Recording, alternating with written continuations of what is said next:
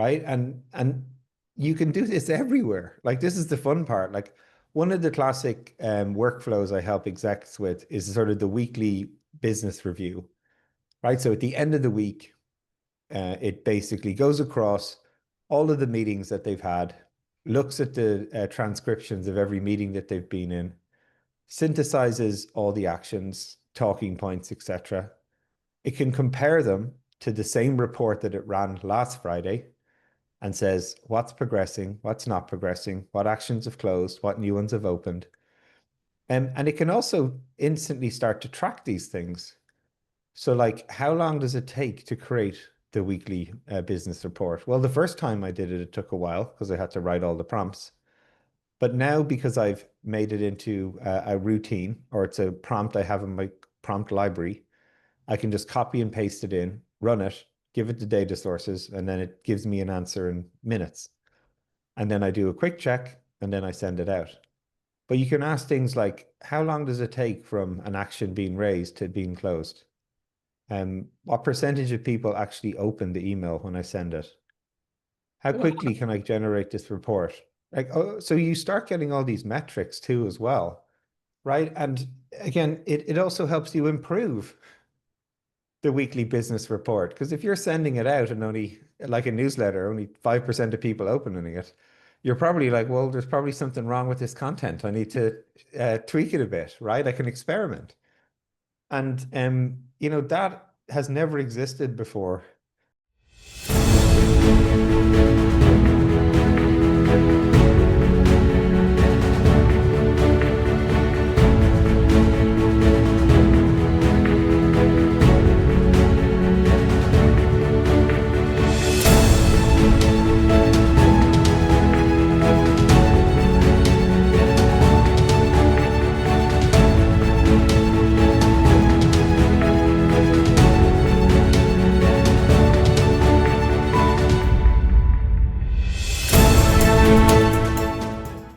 Hey, welcome, Barry. So glad that you could join us again.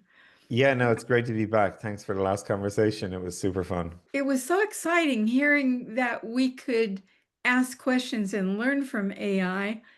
And I want to I want to talk more about what we need to unlearn and also about the special thing that makes us the difference between us and machines and the thing that we can keep developing in ourselves. Maybe we should start there because I hear people say, oh, kids can't use it, people can't use it because we're going to get so dependent on it, we won't be able to think, which that wouldn't be good, but that's not what you talked about in part one. You weren't talking about AI thinking for you or being creative for you. Can you kind of parse that out a little bit? Yeah, absolutely. Yeah. And I do also want to caveat there's definitely a couple of these fake news reports that are going around of MIT studies where they're looking at people's brain and showing that they have less brain activity when they're using the tool. Those have all been debunked, by the way. There's no specific published research around this at this point. I'm sure it's coming, but just if you're reading that stuff today, I would say, just be cautious of it. But it is a challenge, right? And but again, there's some things that people have to understand.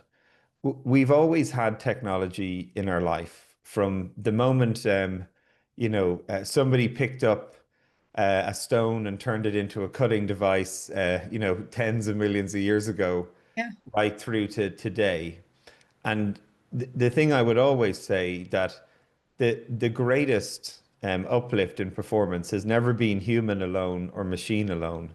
It's always been human plus machine, which again is the force multiplier based on the task, right? So I think one of the things we talked about in the first show is putting it very much in the context of leaders, right? If I ask leaders how much of your, or just what percentage or ratio of your day are you spending on truly complex creative work versus how much are you spending on time sinking, tiny tasks that you feel just are necessary but don't really move the needle, right? And if I ask people that question, I would say, you know, 80% of the time you get the Pareto principle reply. Oh, well, if I'm lucky, I get 20% of my time on creative work, and 80% is just this time suck that's necessary, but it's repeatable, it's needed but I wish I was spending more time on this creative problem solving work, and for me, what these tools offer is an opportunity to sort of rebalance that ratio. And the way you go about this is humans naturally have some tendencies that machines do not. Creative problem solving is something we are programmed for. Our algorithm is designed to do that exceptionally well. We can be aware, we can process self-awareness, and then we can take action, which again is a very uniquely human capability. And my argument is that we don't get to do enough of that. It's the things that people enjoy the most. It's their highest leverage in terms of people's experience and know-how, but yet they don't get enough time to focus on it because they're stuck with all this time sink tasks. And really, but a lot of those time sinking tasks are often routine, they're often repeatable. So the examples we were using for leaders is often after they do meetings, like writing follow-up emails or summaries or writing reports of information based on meetings that they've been in, like tracking daily work and making sure people do the tasks that they're assigned to. Right? Mhm. These are all time sinks where you're not using your creative problem solving brain. You're using your sort of, I don't know, I don't even I have to get a neuroscientist on to describe exactly what that part of your brain is. But it Uh-huh. sure as hell isn't creative, right? It's just this sort of, oh yeah, it's drudgery. It feels like drudgery work. Um, and then the machines essentially then offer this opportunity to automate a lot of that disciplined, repeatable routine work, which means things like having an auto scheduler that sends an email, 5 days before a task is due to be handed in, nudges the person and says, "Hey, Barry, you were assigned the task of completing the presentation for the board in 5 days' time. How are you getting on with that?" I don't want to think about it. I don't want to send it, but like a machine is amazing at making sure it follows up and does that. Right? So every time you can automate some of this routine but disciplined work, you're moving this sort of needle in the direction where I have more capacity now to do the problem solving creative work.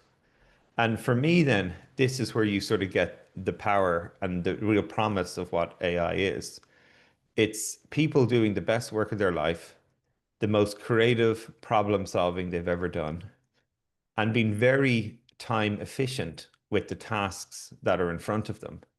Meaning it's not only their work life that they're able to sort of time box and say, I'm going to put in an amazing 8 hours today, but those 4 hours when they go home and sit down and have dinner with their family, their brain is not sitting there stressed thinking about the 10 emails they need to send. They're present with the people that they want to be with, whether it's friends, family, a yoga class they want to go to, uh, a meal that they wanted to cook, other parts that replenish them as a person that aren't just work, and people start getting their lives back. And to me, like that's the promise of all of these tools. That's what people want. They don't want more AI tools.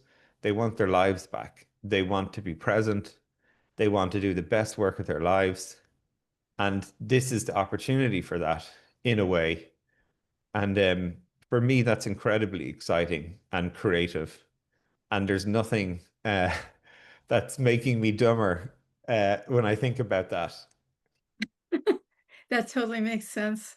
Um, so I'm a solo entrepreneur and I have Yes. huge, all kinds of things that like you're talking about that are kind of robotic work. Yeah.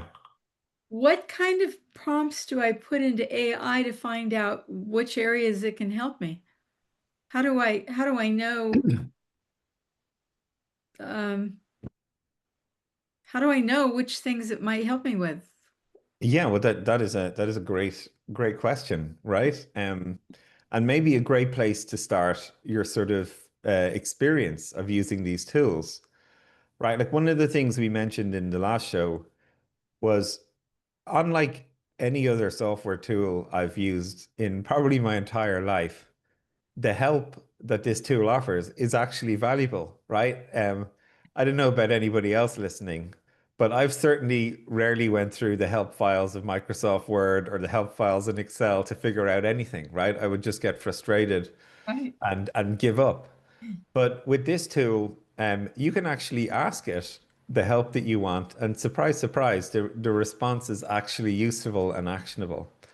So, what I would be encouraging you, Sabrina, is to sit down and write a prompt that says, I'm very interested in doing the best work of my life, the most creative work of my life.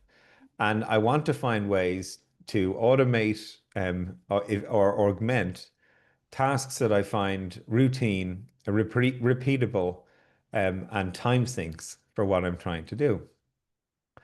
And can you help me with that? Right? And that can be your prompt. And you'll get a whole load of questions like, sure, of course I can do that. I would be surprised if it didn't ask you questions like, okay, let's audit where you spend your time. So, what are the tasks that you find the most creative, the most interesting, the most rewarding and replenishing? List them all out. What are the tasks that are a time sink that feel like they're necessary evil just for you to do your job, Mhm. right? So start like asking yourself these questions. What percentage do you spend on this creative work? What do you spend on this routine work? These tools also have the ability that you can almost connect your calendar if you want to these tools and sort of say, over the last year, how much time have I actually spent doing these creative tasks versus doing these routine tasks? Right. So it can make these sort of data that is sort of intuitive to you, but it can make it to be objective if you want. Right. So you start stacking, if you will, these questions as you're exploring this topic. Right. And again, the beauty of this is, say it identifies, I don't know, you spend 5 hours a week doing your business expenses. I'm taking a tripe example, right? Again, Okay. necessary because your accountant wants those things, and also for you because it's part of the financial governance of your business. So, but you're spending 5 hours where you're manually writing them down and sending an email or whatever it might be.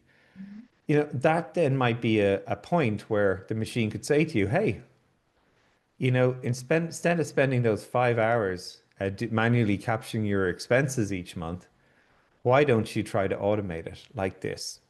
Maybe it recommends another tool that you take a photograph of your expenses every time you have them, and it automatically transcribes them into a spreadsheet and captures a picture of the receipt for you. So something that used to take you, an hour and a half each week suddenly takes you 30 seconds. All right. Wow. That's That's how you start to exciting. win the war with these things. And Yeah, it's winning the war, and it's also um, continuing to learn because, even as you're talking, I'm thinking, okay, well, there's new stuff all the time, but the only way I'm going to keep up with that is by beginning to use this stuff and to find out what I can do right now to get more efficient and more effective in what I'm doing. and you can ask the tool to help you, Yeah. which again is extremely unique. Like I didn't ask Microsoft Word help me become a better writer. It basically told me I had some typos, but it didn't make me a better writer, right? Same if I was using Keynote to do presentations, it didn't tell me, oh, here's a better way to lay out that slide,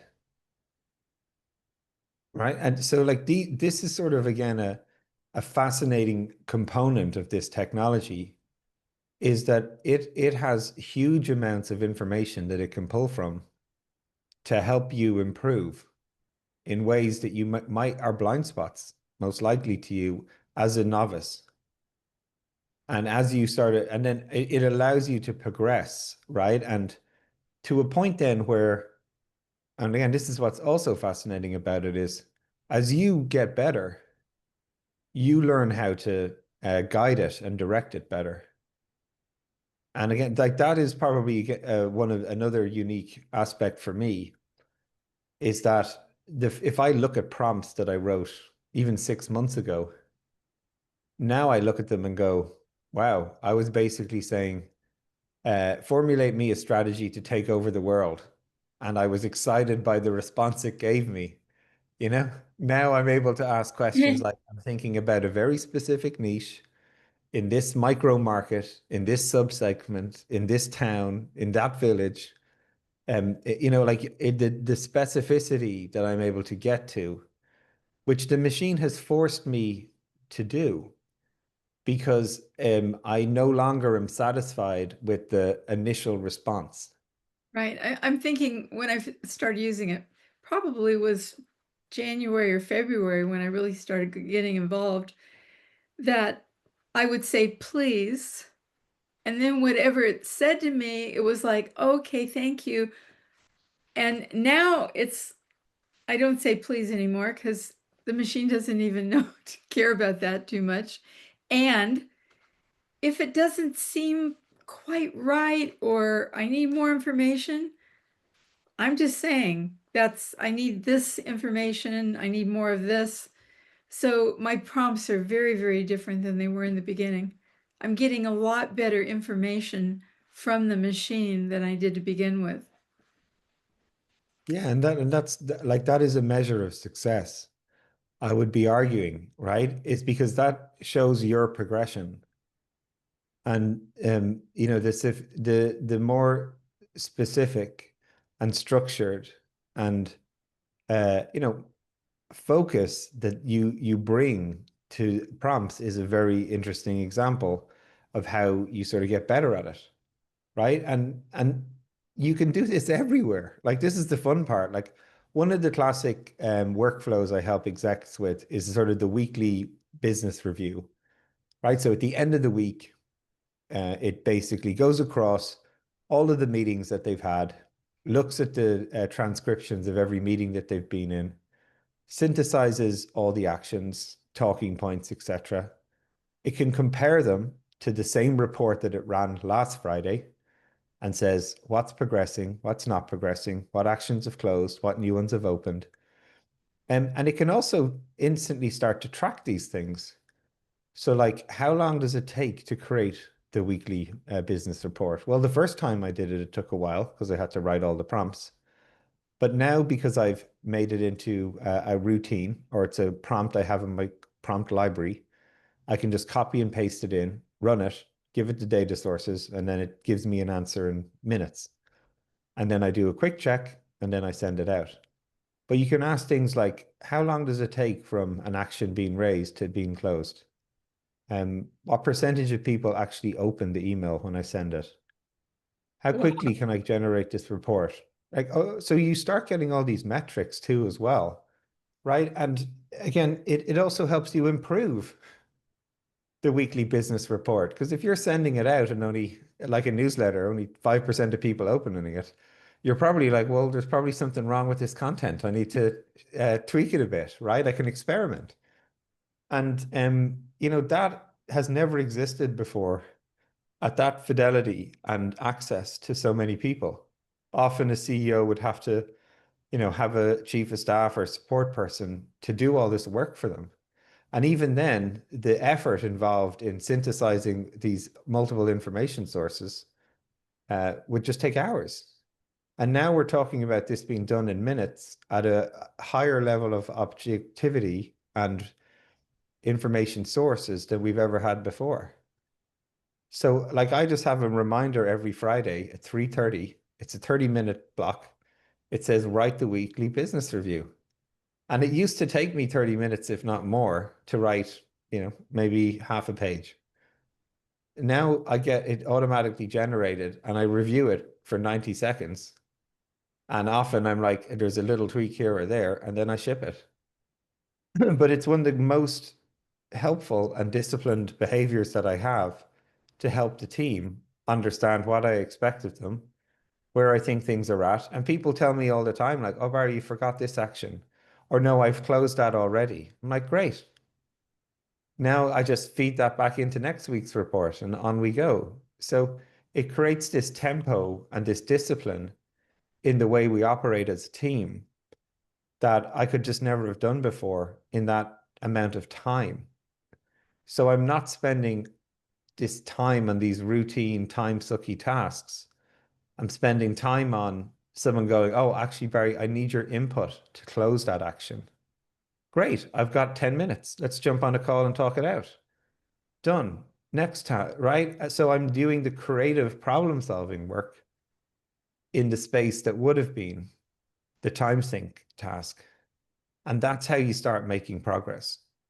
It's really exciting. And this is so exciting and so much fun. It would be really easy to run over, and I know you're on a really tight schedule. So I've got just a couple more questions. Um, Yeah, no, I can hang on for a few more minutes. All right. okay. What is machine unlearning and how does it parallel what leaders need to practice? So one of the funny things, I I was writing an article with a guy called Bill Higgins, who was the had taken on the role of running Watson for IBM. And Bill is a big fan of Unlearning. He was someone who I was deeply spoke to when we were writing the book, and I've always admired his work. He's a great thinker, great writer. I would really encourage people to look him up, Bill Higgins at IBM. And one of the funny jokes he sort of said, or we were talking one day, and it was like, oh, he was like, well, it's not really AI, it's machine learning plus data. That's actually what is happening. And I was like, oh, wouldn't it be funny if we had machine unlearning? And both of us had a chuckle about it and said that we would write a blog about it. We wrote that blog 2 years ago and we still haven't published, by the way. So I need to publish it. I said I'd do that to him last week, actually. But for fun, one of the design team was like, "Oh, why don't we just take on Learn the book and change the title to Machine on Learning and publish it on social for fun?" And we did, and loads of people were like, "Oh, this is cool. What's this about?" So it was just a meme post, but So but is there something is there something we need to unlearn? there is actually. So it gets even better, and this is the fun time when uh, you know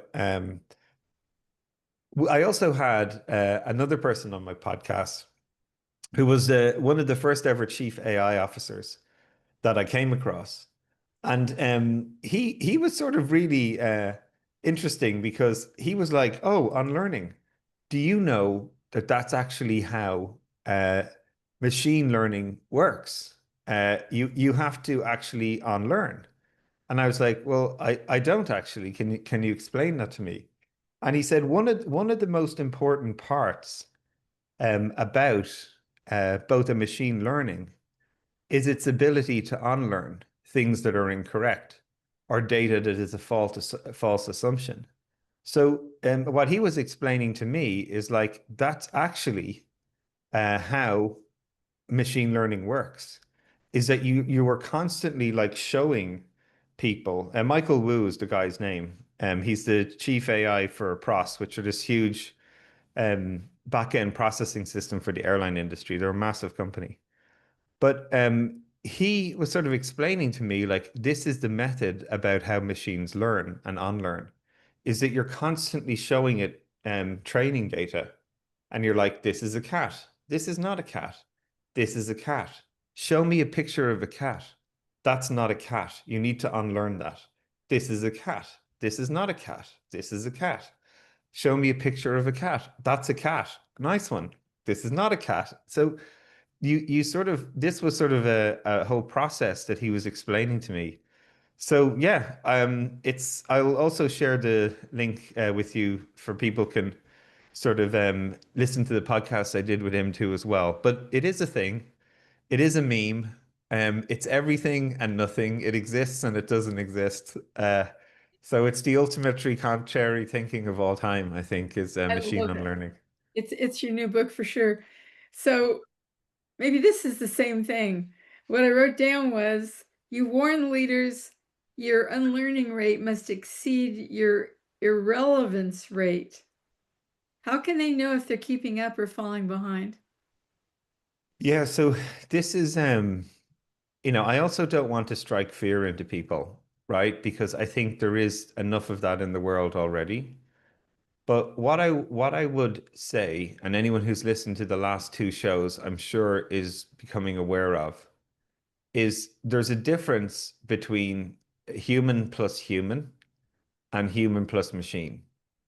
So if you're just sticking to the same behaviors that you have always used your entire sort of career, fine. But you have to understand that some people are using behaviors that have made them successful in their career, but they're now augmenting it with technology and tools that allow them to be more precise, that allow them to have better recall, that have a look at larger data sets and rely less on intuition and gut, but have intuition and gut plus robust data sources to go with them. Right? So again, it's not a one or the other. It's like you just get more precision and advantages when you can look at larger data sets of the work and that you are doing. Let's remember that. If you're recording every meeting that you're in, you're building a database of everything you've ever said, every conversation that customers have had with you. So one person can go back and synthesize and leverage all that information plus use their gut and instinct, and the other person is just relying on their gut. And I just know who I would bet on to be more likely to succeed in those probabilities. Beautiful. So we're just about at the end, and my question is, what would be the call to action you would give to all the leaders, all the people listening to this podcast? Yeah, well, it's sort of like you've even said yourself on this show. This is exciting. Like I sit on these calls with these execs and they're like, I've never been more excited about going to work in a long time because I'm actually doing more creative, interesting work. And it's creative learning how to do that work. And that is like awesome. Like that, like how can that not be a fun experience? Like I never heard anyone go to work and say they were excited because they got Microsoft Word installed in their business. Right. But you generally have people who are like winning more of this creative problem solving capacity back, both in terms of their daily work and just experimenting with these tools and how they can help them. And for me, again, it's a big promise, but it's also a huge reward for those who sort of go down the path. And certainly, I can only share my own experience, but I've never been more excited about both doing creative work and then creatively finding out how to get rid of the routine time suck work. It's awesome, but it's making both of those realms fun things to do. And uh, the only way you can get there is you have to do it yourself. You can't outsource it to somebody else because you can only really understand it by doing it. And that would be my call to action is just, put a meeting co-pilot in your meetings for a week. And then at the end of the week, put it all into a LLM or like a whatever you choose, like Claude or ChatGPT or whatever you want, and just start asking it some questions like, how do you think I performed in those meetings? How do you think I could be better next week? What are the trends that my team are telling me? I guarantee you're going to have the most interesting sort of coffee morning with a machine that you've probably ever had in your life. And you might even get a bit better as a result of it. Beautiful. I want to ask you how we get a hold of you, but I also want to mention this book, Unlearn, is a classic. And if you have not read it, please pick up a copy. It is really, really good. And Barry, how would people get a hold of you? Yeah, And well, if they want a firstly, keynote or coaching or Yeah, something. just again, thank you very much for inviting me to share just what are my own lessons with you and your audience. And yeah, again, if people are interested, just go to barryoreilly.com or LinkedIn or all good internet sources, and maybe even ChatGPT, and you might find me in there. But yeah, I'm just I'm grateful for the time and energy you've put into me and helped me be successful. And so it's great to sort of share that back, the lessons I'm learning with you and your audience. Thank you so much. Thanks again, Barry.